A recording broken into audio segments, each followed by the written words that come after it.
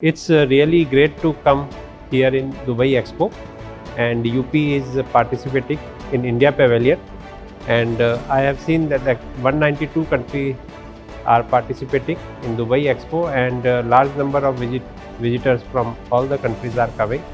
In India Pavilion, uh, we have seen that India's economic progress in the last few years, focus areas, how the infrastructure government is developing, that has been shown in a very good way.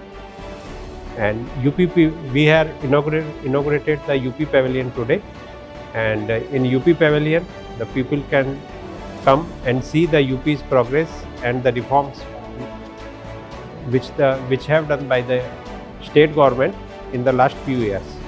I welcome all the visitors here, and I also invite them to join us to taste the delicacies of UP. We also have a Mart of One District, One Product program, in which we have shown the crafts of different districts. So they can see the products, see the different crafts of UP, like chicken curry of Lucknow, brassware of Muradabad, carpets of Badoi, leather products of Kanpur, and like this there are many products we have displayed.